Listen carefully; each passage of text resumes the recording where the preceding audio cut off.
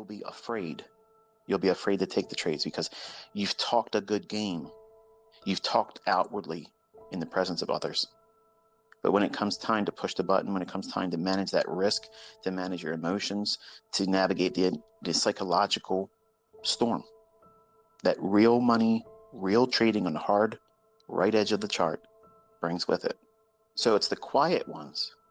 It's the quiet ones that do all their talking in their journals, where no one else has seen that they cheerlead themselves. They don't beat their chest. They don't brag. They don't do any of those types of things. They just quietly encourage themselves in the solitude of their journal, where it needs to stay. When we look at this industry, there's a verse. There's treasure to be desired and oil in the dwelling of the wise, but a foolish man spends it up.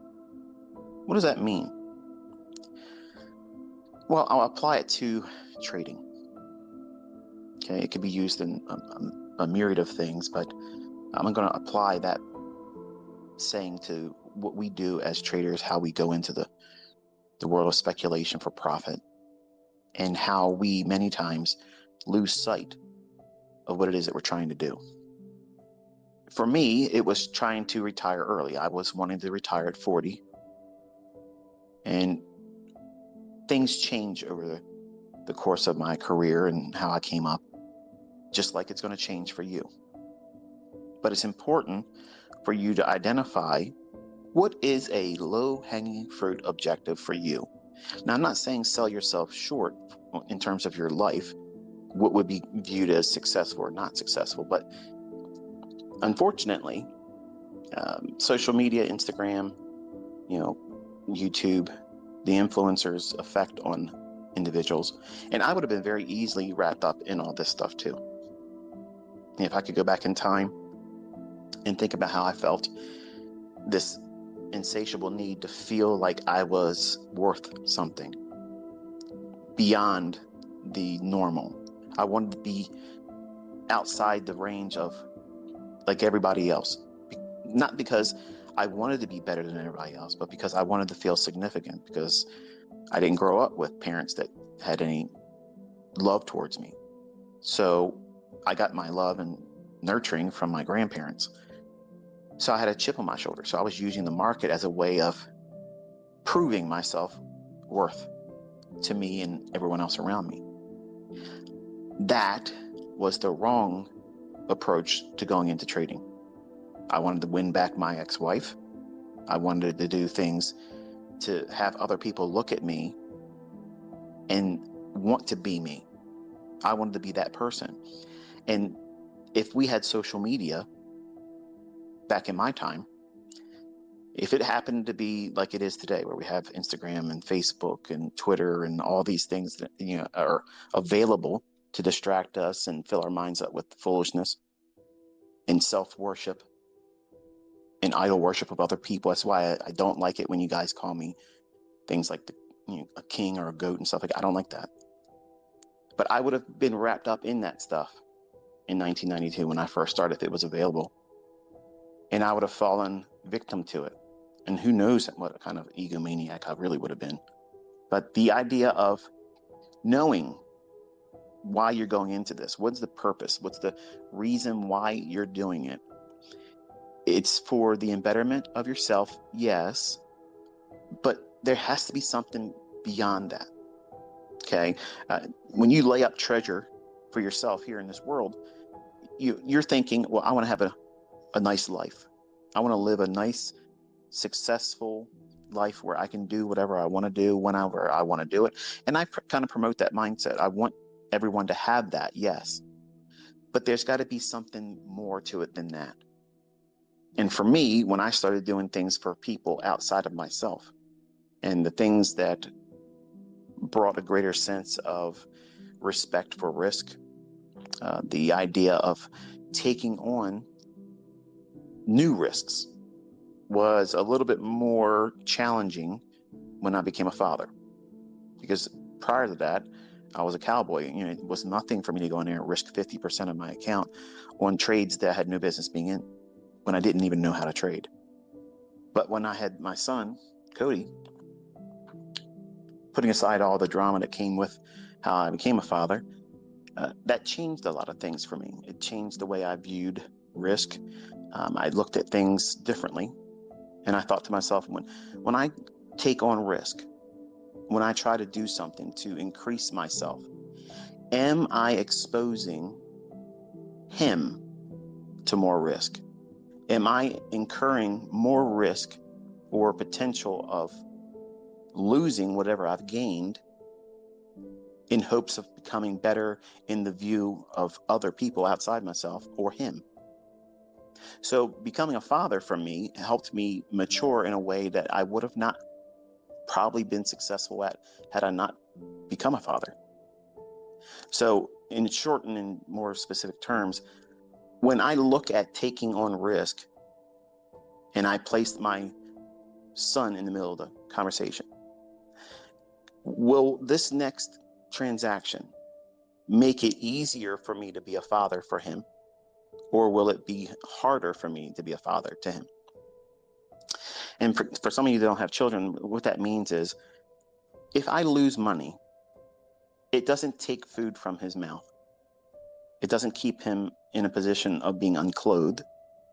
It doesn't mean that we're unsheltered. It just means that now my time, my energy, my focus away from the charts will not be able to be on him, because I will be in regret. I will be in sorrow. I will be remorseful for the things I've taken on in terms of risk. So it dilutes my attention as a father. Now I'm applying it to this real experience I have for myself.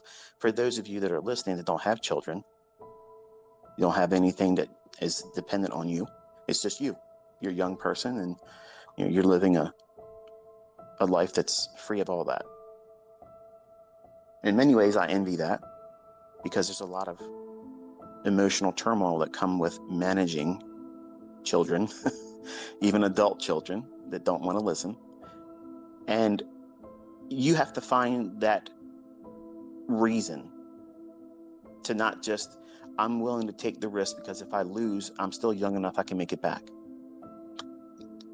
That's how everybody starts in this industry. You can come in with all the greatest intentions of following, risk no more than this much and don't overtrade. That's all fine and great until you start pressing the real button. Not a demo, not a funded account challenge, where the money can actually come out of your own hands. When that money comes in and out of your account, the weight behind that is not something that could be easily explained away. It has to be felt, it has to be experienced.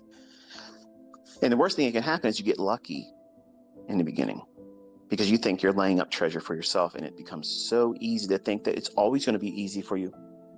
I'm just going to keep stacking up my emerald bricks of dollar bill, y'all.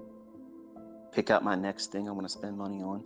Pick out my next destination I want to go travel to and experience and put on my Instagram. Laying up treasures for yourself, after a while, and it's very, very short-lived, nobody cares.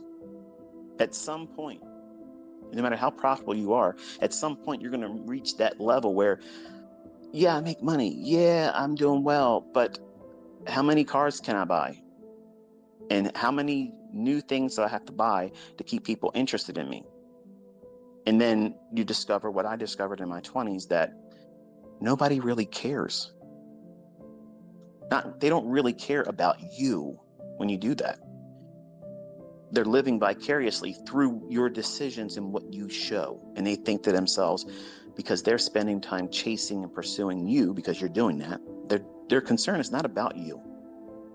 The concern that they had about me on America Online was not generally about me, but I wanted to believe it was. And the people that do this, they want to be looked up to. They want to be worshipped. They want to be idolized. Those things carry you only so far.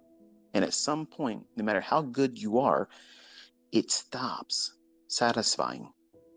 And when it stops satisfying you and you no longer get that, well, return on your investment, and you start seeing the diminishing returns.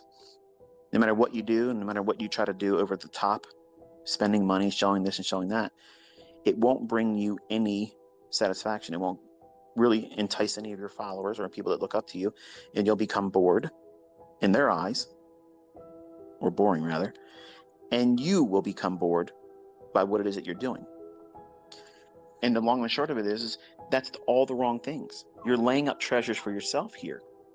But when you have this pursuit of laying up treasures for yourself, that is such a short-lived journey of success.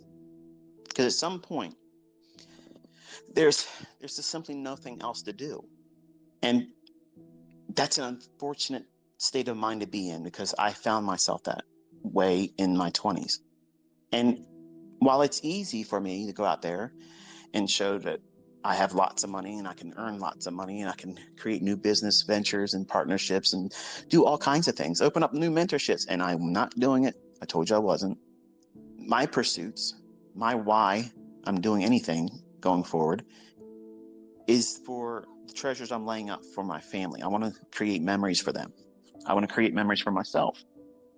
And I've robbed myself of that. And it's easy to get caught up in the success. I have lots of students that are making lots of money now, and they're finding success in what they're doing, and they feel good about themselves. And I'm so thankful that they've had that experience.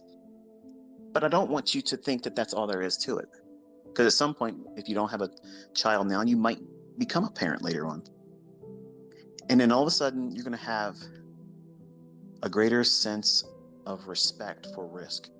Because if you found yourself in a position of prominence or affluence, and then you have a child, now all of a sudden, because you are equipping them with a lifestyle that would be above the average lifestyle, you don't want to risk losing it. You want to make sure that they are able to be kept well, provided for. And I found that was the case for me. I didn't want to do anything to upset the apple cart. I wanted to make sure that, when they were raised by me, that I wouldn't be in a position of lack like I was when I was younger.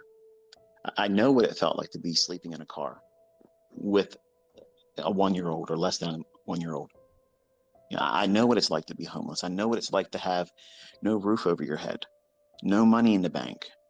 I know what it feels like to have a seized bank account and having to file bankruptcy. I've done all those things before. I've done that. I've lived all that before. And when you have children, or for some of you that are listening, when you have a why that it's outside yourself, you do things for other people. They may not be directly related to you. They may not be your offspring. It may be that you want to sponsor the less fortunate. That's an admirable thing. It should not be broadcasted. It should not be out there say, I support this, I support that person, I'm doing this and I'm doing that, because that's your reward then. But you have to have some kind of sense of reason, some purpose beyond and outside yourself to do this, because if you don't, you will take blind risk. You'll do things when you're bored.